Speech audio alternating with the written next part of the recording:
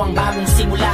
Simula ng simula, bakit walang natatapos? Atras sa bati, lagi pudpud ng swelas ng sapatos. Ilang beses na nga ako, ilang beses na ba ako? Ba't di natin subukan at tulungan at umako? Bumahagi sa bigat na matagal na nating pasan. Pag tayo'y nagsama-sama, lahat ay malalampasan. May mas maayos na bukas para sa ating mga anak. Ang unang hakbang ay piliin ang tamang nakatatak na pangalan sa balota. Huwag na tayong magpauto, na sa atin ang kapangyarihan. Pag tayo ang kumibo, nanggigigil mong itigil ang pagsisi sa sutil na nasa pwestong di ka nakilala. Kapag siningil sa lahat ng kanyang pangakong patagal ng patagal, kung di tayo kumbinsido, wag na natin dahil ialala. sa dulo, bawal ang kakamot-kamot sa katanungan.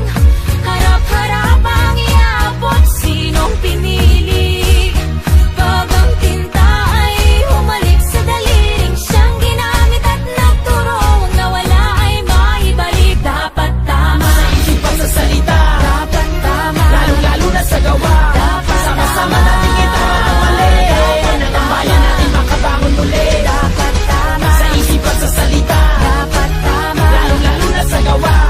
Sama-sama natin itama ang mali, ang bayan natin makabangon muli. dapat Itama tama. natin ang gabay, huwag na tayo magreklamo. Itaas sa kamay ng gusto ng pag-asenso. Balikat na magkakbay, hindi tayo susuko. Malakas na boses, sabay-sabay mga itama natin ang gabay, huwag na tayo magreklamo. Itaas sa kamay ng gusto ng pag-asenso. Balikat na magkakbay, hindi tayo susuko. Malakas na boses, sabay-sabay mga kung walang magpapaloko, wala nang manluloko. Ang mga botanteng Pilipino ay di mga bobo lumiyak pag madilim. Ituwid ang tiwali, hindi ganun kasimple to, di kailangan magmadali. Ang tiwalang inayo